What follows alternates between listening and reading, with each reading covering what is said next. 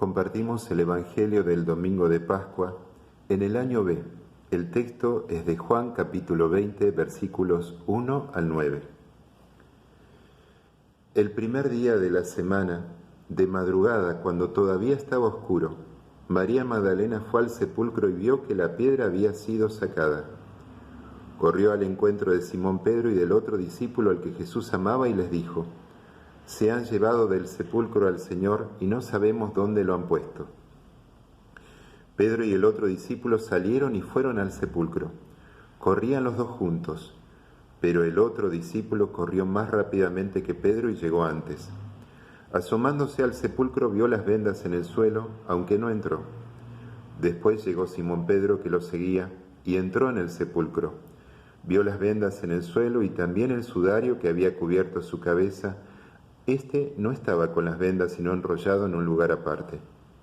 Luego entró el otro discípulo que había llegado antes al sepulcro. Él también vio y creyó. Todavía no habían comprendido que, según las Escrituras, Él debía resucitar de entre los muertos. Palabra del Señor.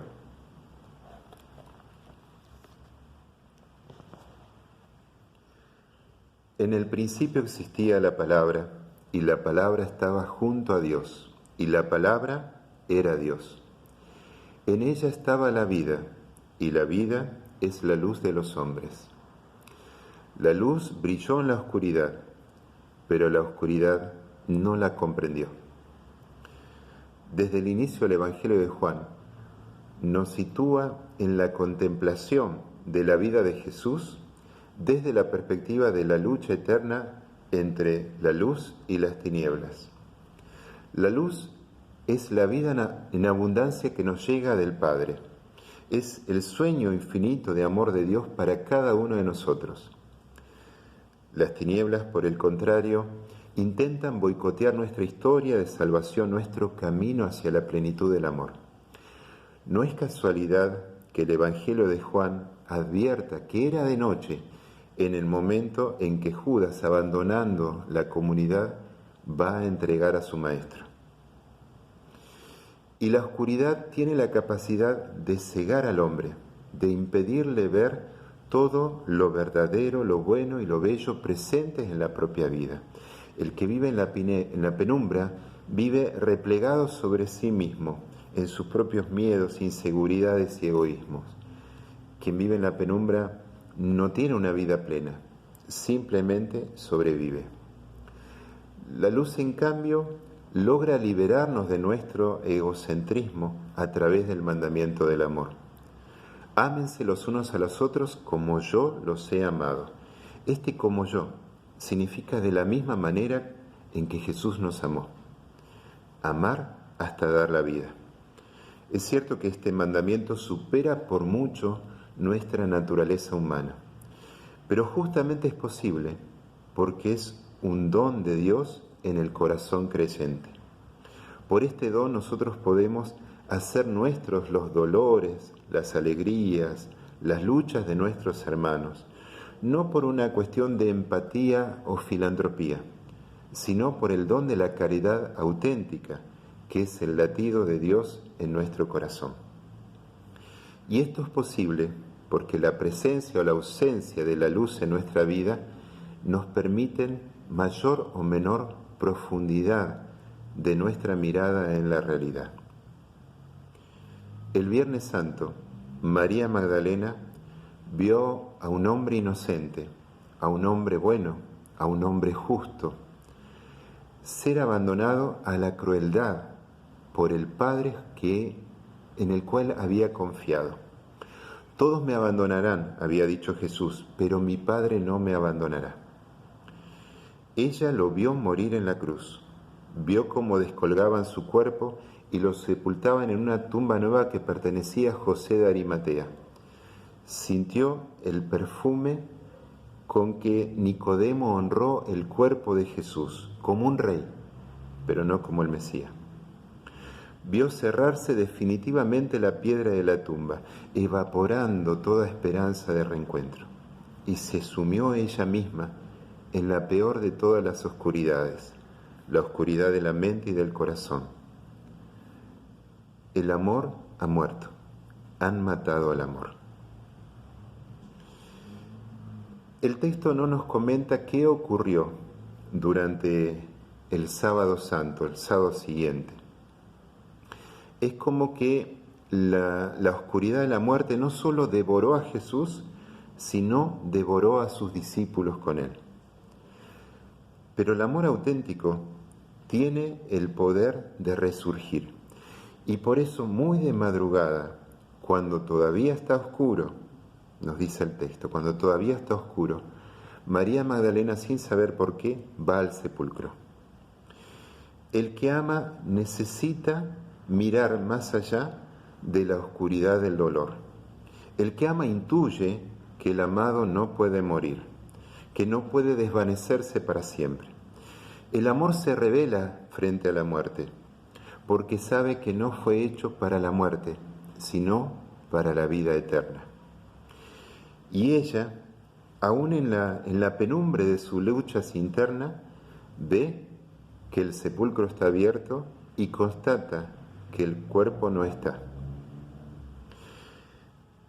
La ceguera que le ha provocado su dolor no le permite comprender qué es lo que está aconteciendo, pero sí sabe que tiene que ir inmediatamente a comunicar esto a la comunidad, a aquellos que han amado a Jesús.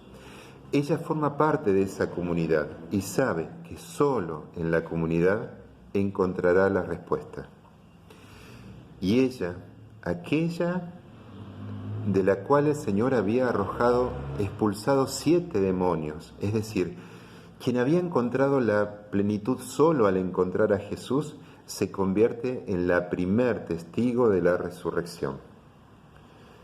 La profecía decía: heriré al pastor y se dispersarán las ovejas.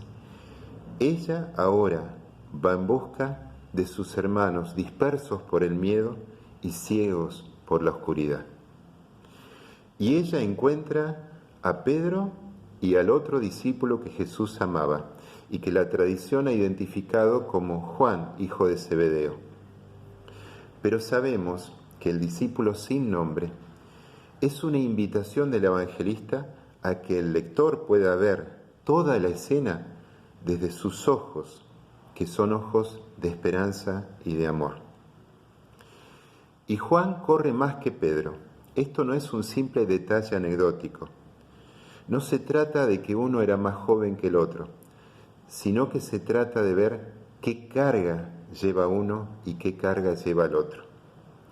En su carrera, desde el cenáculo hasta el sepulcro, unos 600 metros, pasarán frente al pretorio, donde todavía resuenan los gritos de la multitud pidiendo la crucifixión de Jesús.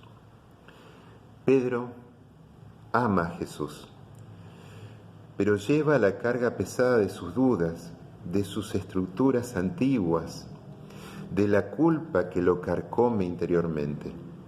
Juan, en cambio, ama más intuitivamente. Es un espíritu místico que corre tras los signos de la presencia de Dios, sabiendo que allí están. En tiempo de Jesús, la ley judía decía: vale más el testimonio de 2 hombres que de 100 mujeres. Pero ellos, Pedro y Juan, creen verdaderamente en la palabra de María Magdalena, y por eso van corriendo a constatar su veracidad. Justamente esto se va a convertir, este testimonio tan despreciado por la ley judía, se va a convertir en un signo de veracidad. ¿Por qué? Porque si la resurrección hubiera sido una invención de los apóstoles, una farsa, jamás hubieran puesto el testimonio de una mujer como primer testigo de la resurrección. El texto nos dice que Juan llega antes que Pedro. Él, agachándose, ve lo mismo que ha visto María Magdalena, pero no entra. Espera a Pedro. Así es la iglesia. Algunos llegan antes y otros llegan después, pero sabemos que tenemos que esperarnos mutuamente, porque solo en comunidad de fe, podremos ver más allá de los signos de muerte. Pedro, y Juan ven la ausencia del cuerpo y comienzan a creer. La desaparición del cuerpo es un hecho histórico aceptado incluso por los detractores de Jesús. En Mateo, los del Sanedrín les dicen a los guardias de la tumba: ustedes digan que durante la noche, mientras dormían, vinieron los discípulos de Jesús y se robaron el cuerpo. Pedro y Juan no ven el cuerpo y aún así empiezan a creer. ¿Por qué?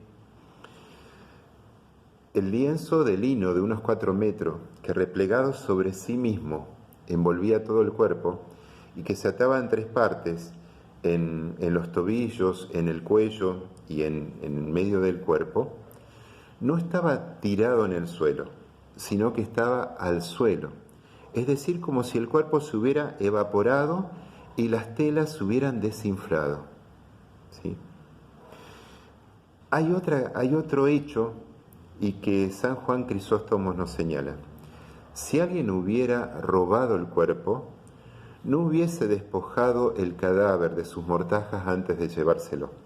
Tampoco se hubiera tomado el trabajo de desatar las vendas y de dejar doblado en un lugar aparte el sudario, que se utilizaba para envolver la cabeza y mantener la boca cerrada.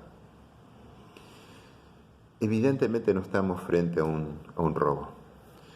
Y al constatar esto, el discípulo amado, antes que Pedro incluso, empieza a ver con una profundidad nueva. Empieza a ver más allá de la apariencia, que es típica de aquel que ve y busca aún en medio de las penumbras. Él empieza a ver con la luz de la fe, que hace nuevas todas las cosas. Y todas las palabras de Jesús, todas y cada una de las palabras de Jesús que antes le resultaban totalmente enigmáticas, como cuando hablaba de su muerte y resurrección, ahora se han vuelto luminosas y nace en él, aún sin ver, una certeza. Jesús vive, Él ha resucitado, la muerte ha sido vencida. Feliz de Juan, que sin haber visto, cree.